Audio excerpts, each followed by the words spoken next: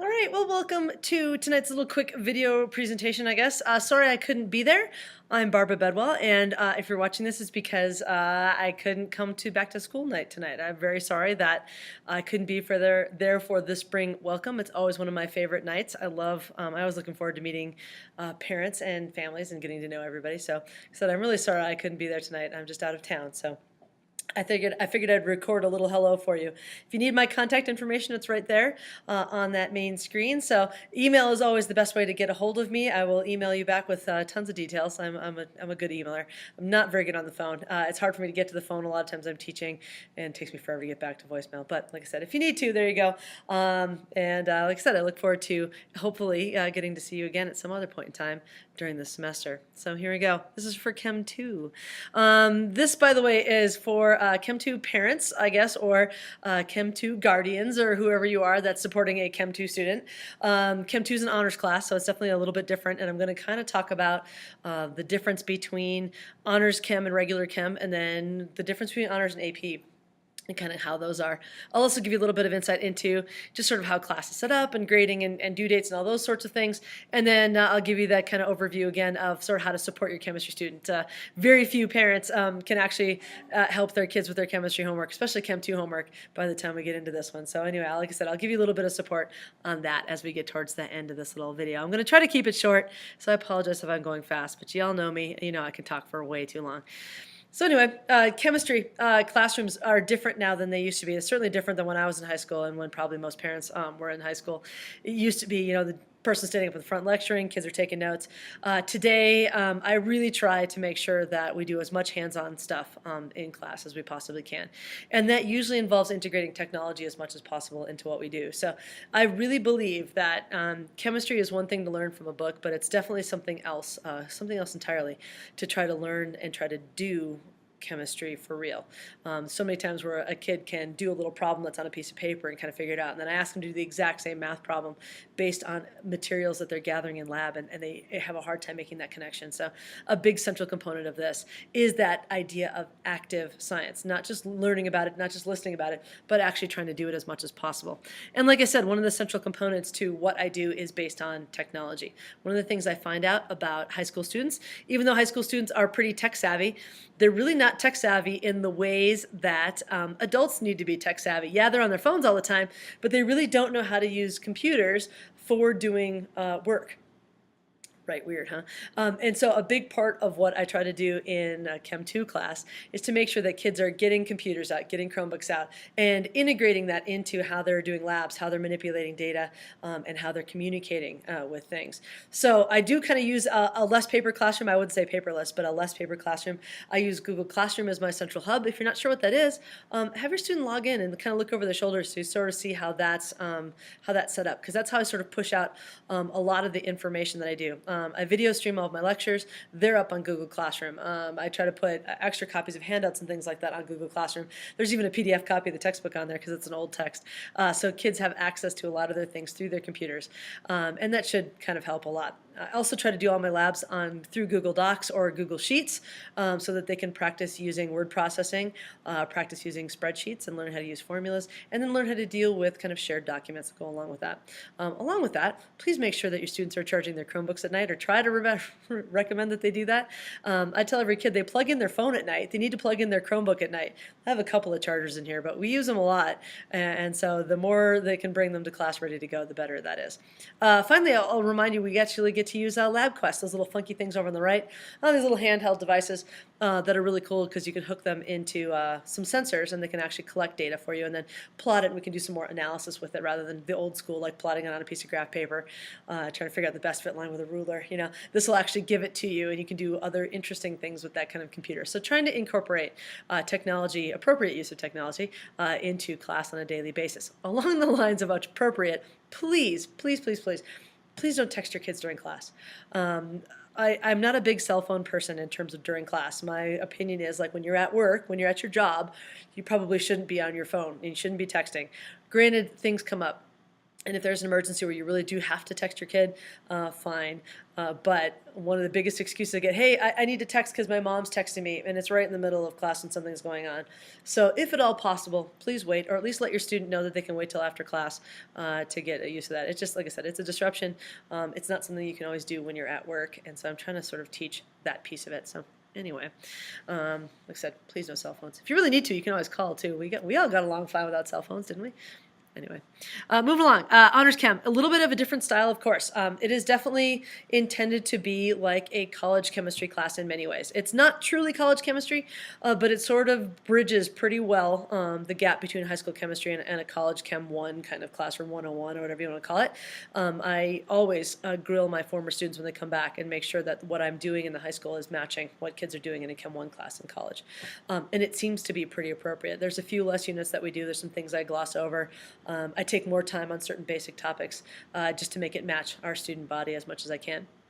It is a fast-paced class. It is a college-level class in some ways, so I am definitely pushing the pace in terms of what kids need to do. And so there is a decent amount of homework. They are expected to kind of to read the book or at least look through it. And the homework problem sets definitely take some more time than a Chem 1 class did. It shouldn't be overwhelming unless students are not time managing very well. So if they're leaving things to the last minute, then yeah, it's going to be overwhelming. But I usually give them homework on the first day of the unit. It's due the day of the test. There's a week plus in there, so they should be trying to pace themselves out. So again, it is definitely a faster pace than I would do in a Chem 1, and it's deeper as well. So there's kind of a fine line between going faster and then going deeper into particular topics. I try to bridge that gap as much as I can. Try to give a fairly broad coverage of a variety of topics that I know they're going to see in a Chem 1 class. There's certain ones I know we don't get to simply because we don't have time. And I try to make sure that we're not just glossing over it. I want to make sure the kids actually get it before I move on. They are still high school students after all. Keep in mind, this is not a great preparation for the AP Chemistry exam. AP Chemistry is a whole different creature.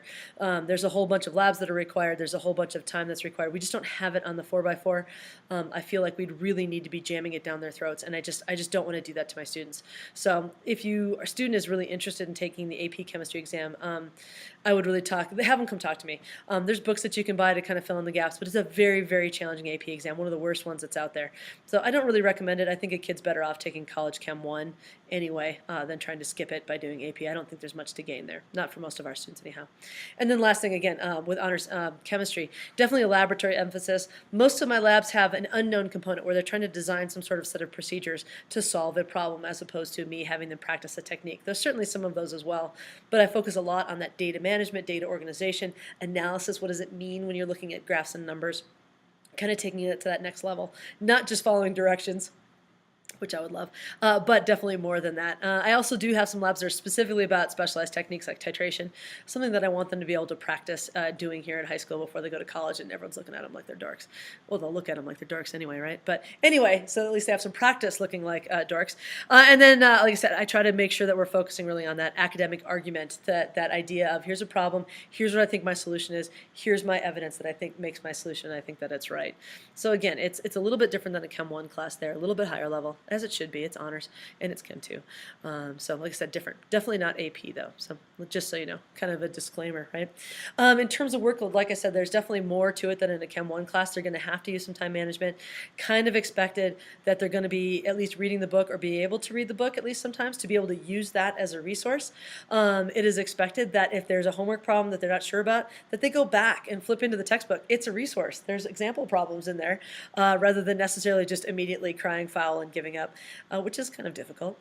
Again, my time management is based on the unit idea, which is kind of a chapter, I get it. But I kind of give homework out that first day. There's different little problem sets based on it. It's due the day of the test, and students can choose when they do it. It's not nightly homework in the sense that it's not due tomorrow usually, but there is definitely nightly homework in terms of kind of keeping up with pace, so that if they don't want to wait till the last second, which is a really good idea, they should probably be doing it in smaller chunks rather than trying to do it all at once. The first homework assignment I gave them was kind of a sucker punch that way, where they think they can do it in one night and then they're like, oh my god, this sucks. So hopefully they're a little bit past that. Generally homework for me, my philosophy on homework is that it's where you take risks, it's where you learn, it's where you practice, it's where you develop your understanding. So for me, I tend to grade homework based on completeness. It's kind of a participation grade, I guess, where I'm sort of looking to see if they tried it, did they show their work, is there some example, some evidence of their thinking on the paper.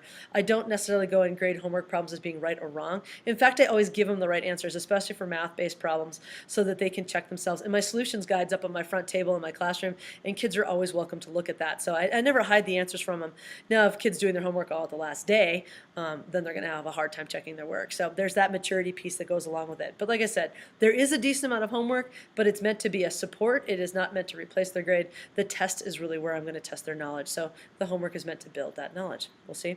In their notebooks, they are expected, and I should say required, to do some sort of Cornell-style notes. That means they need to have notes like the stuff I wrote on the board. There needs to be some sort of question, interaction, modification with the notes, where they're writing a list of questions or topics, modifying or interacting, like highlighting would work, some of those sorts of things. And then there needs to be a summary. So they get 3 points per page to try to kind of help build that visit-revisit mentality when it comes to notes.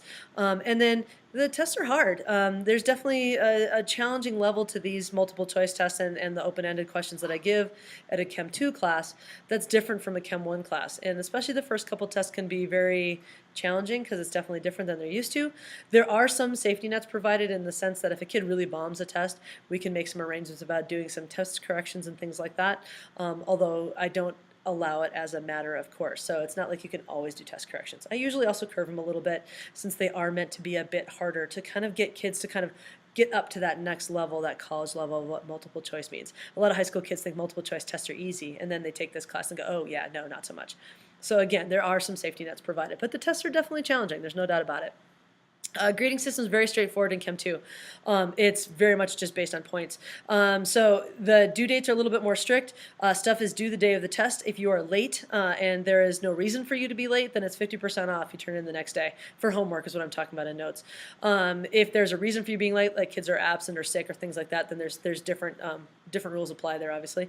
Again, homework is given points based on the attempt rather than the answer, and then points are given based on the notes that are on there. When we do labs are worth a whole bunch of points. They're kind of in there as well, and labs tend to be sort of multi-day events. They're group work where a bunch of people have to work together to kind of get some stuff in there. They're complex, lots of moving parts, lots of graphs, things like that, and that's more like our world of work, right, where you're trying to work with groups. Some people are better at it than others, but everyone has a piece that they have to kind of contribute to that whole work group piece. In general, the tests and the homework are graded basically equally to one another. So tests, which are that sit down, one event kind of thing, versus labs and homework where you have time and you have more control over the system, are equally weighted. And then at the end there is a final exam for each semester, and the final exam ended up being like 20%. So, but, you know, pretty typical grading system there. In terms of what a kid needs for class, they definitely need a calculator. Please, I hope your kid's a junior or senior at this point. They should have a calculator, for Pete's sakes. It can just be a basic scientific calculator. If they have a graphing calculator, great. But that little Casio that's on the screen there is about $10. So they don't need anything fancy, but some sort of calculator they need to get familiar with when they're going to college. They need a calculator soon. Our textbook is over there on the right. It's that Chemistry by Zimdahl and Zimdahl. It's the 8th edition. That's the picture of it. I recommend, it's not necessary, but I recommend that you look on Amazon or eBay, see if you can find a used copy so that a kid can actually start to own their own book and highlight it. I've seen them on Amazon for $25 or $30, but that way they can get that practice of interacting with a college level text. It's a whole different world when you're trying to read college text. So if you possibly have one that you can afford to buy a used text, that would be incredibly valuable for your student to be able to write in their own book as opposed to using a school book. On the bottom right, the Molly Mods kits are also a good kind of add-on. They're about $25, something in that range. Definitely not required. I have 16 of them, so I got a grant last year so I can actually have them for my classrooms. But it's one of those things that's kind of nice to be able to build models and kind of see the three-dimensional shapes that are going together. A lot of college classes require or sometimes recommend Molly Mod kits as well. Again, not necessary at all, but if it's something that your kid has a lot of interest in, especially as we get to organic chemistry towards the end of the term, those kits are actually kind of fun. You can make giraffes and stuff too out of them. At home stuff you need, make sure that your student has some access to paper, lined paper. Index cards are great. Clear tape, so they're taping stuff in their notebooks all the time. Make sure there's some pens or some pencils, something, please, in the house that they can kind of keep track of. Make them dig in their backpack, but you should have something in there. More importantly, the stuff I can't provide in terms of having your student be successful, make sure your kid comes to class, especially juniors and seniors. Sometimes that attendance issue becomes a piece, man. They get tired of school. Lecture streams, yeah, are online, so if they miss a class, I try to record the class lectures. It's not a great system. Sound's not great, video's not great. Sometimes it cuts out when the Wi-Fi kind of blinks. So it's there. It provides some support at least, but it's hard when you're not here. We do a lot. Our classes are very dense. There's lots of information going on. Same thing thing with labs especially, very difficult to make those up. Kids are having to come in after school, and that can be just a drag when they're missing practice or jobs or things like that. So it's kind of important that they're here as much as possible. That doesn't mean if you're sick, come to school. That's not it at all. But just know that that's definitely a challenge. They shouldn't take their absences lightly.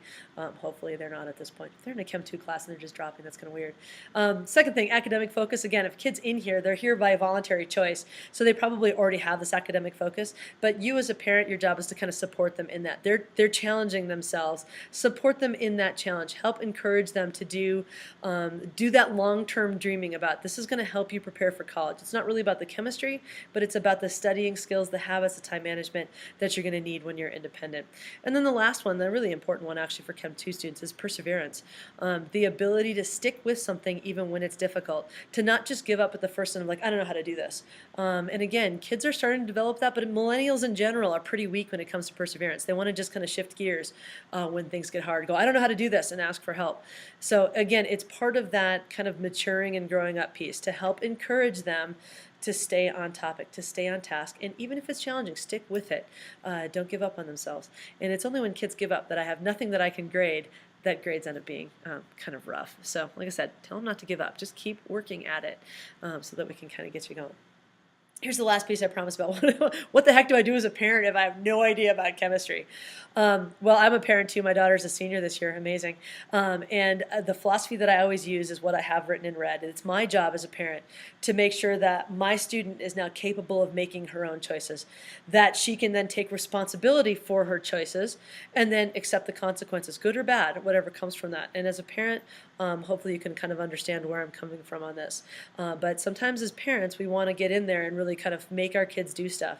And really by the time they're in a junior or senior level, it's kind of our job as parents to kind of step back a little bit, let go, and help them deal with their decisions. And so a lot of the things that are on there are about supporting them in that way. It's really not about the chemistry at all. It's just about the support that they need to become more independent and increasingly independent. Obviously, you don't want them to completely self-destruct, but there's ways that you can support them in their independence, their intellectual maturity.